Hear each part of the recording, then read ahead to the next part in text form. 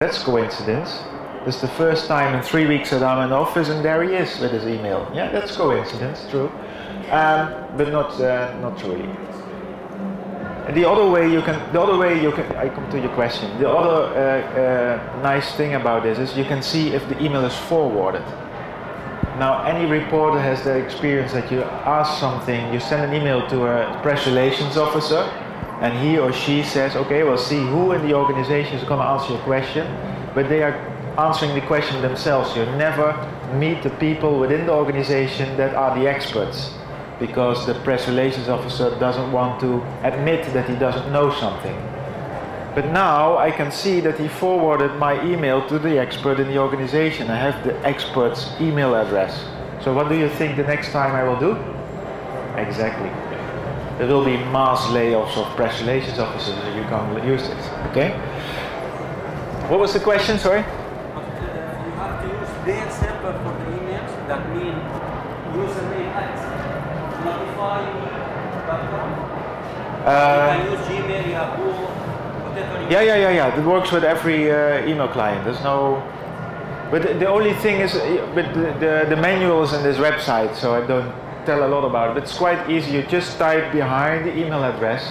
You type .readnotify.com, and this is not visible for the receiving party, but you have to type that between after the behind your email address.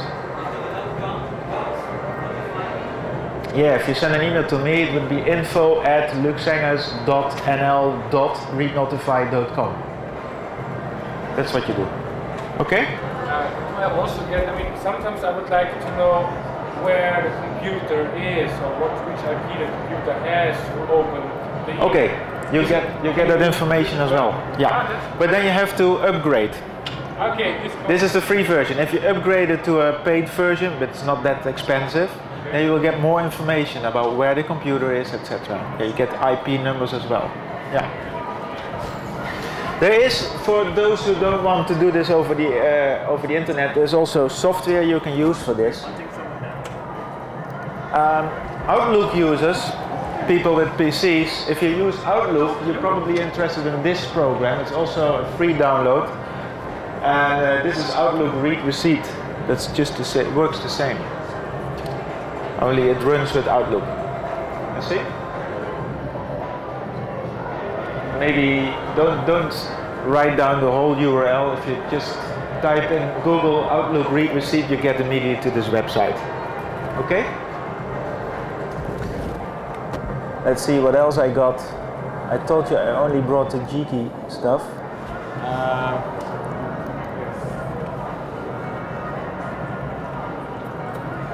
Yeah, I found this one only lately.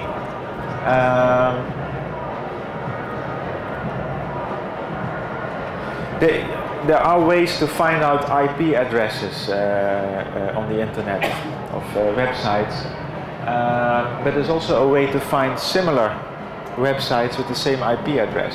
And this is the website where you can do that.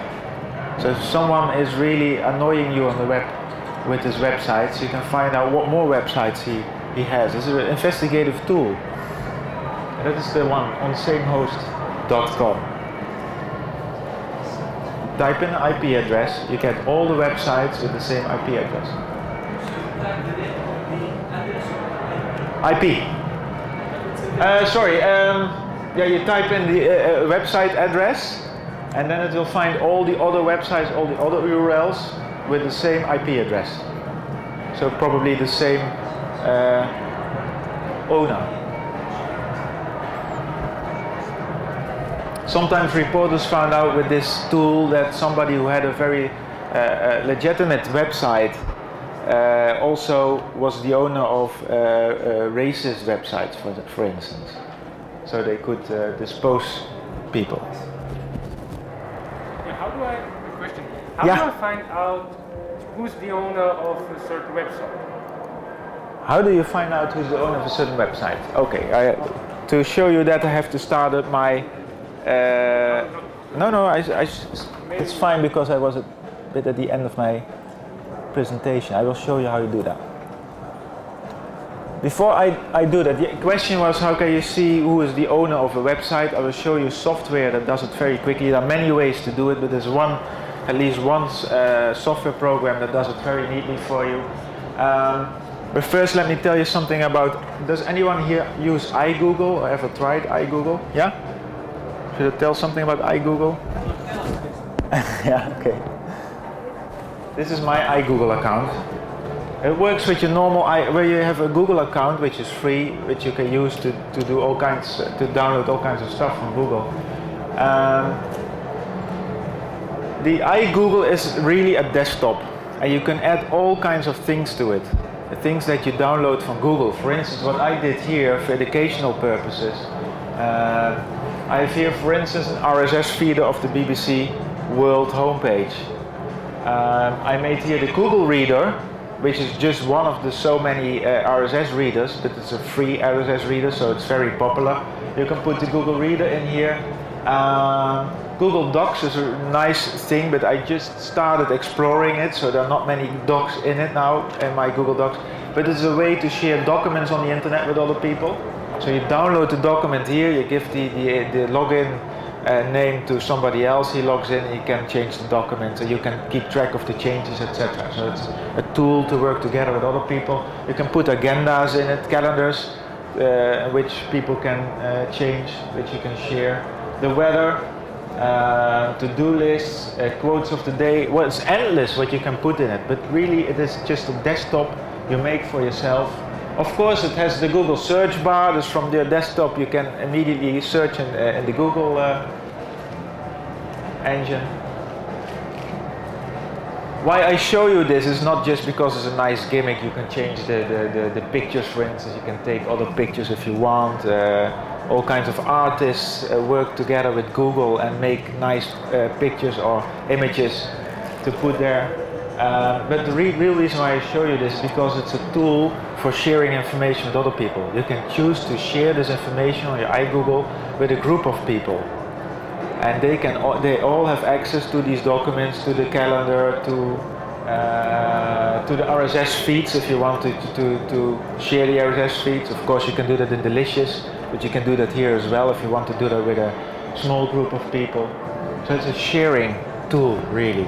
If you want to go beyond this, you go to Google Apps, Google and then Apps, A-P-P-S, which I think is an abbreviation for Google Applications, which is a more sophisticated, more professional tool for people who want to work together in an organization. It's all free. It's unbelievable, but it's all free. Okay, now the question was, if I could show where to find, I do something that some old Apple users don't believe that exists. It's just starting up Windows, XP and Apple. We got software for that nowadays, so I can run Windows XP. Let's see. I have to wait a bit for my Windows to start it up. It's an application that only runs in Windows, otherwise I would have shown it in Apple, of course.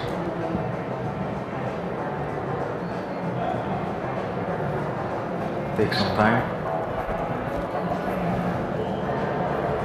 Anyone interested in the software? It's called Parallels. If you want to run Windows on an Apple computer, it's called Parallels, and it works just so simple as I did. You click on it and it starts up the Windows in your Apple. Here it is. You see, Apple is the world for me, and Microsoft is the dark side of the moon. Don't think anything of it. What I wanted to show you is the Doc Scrubber software. Here it is. I want to analyze. You can also scrub your own documents of hidden information.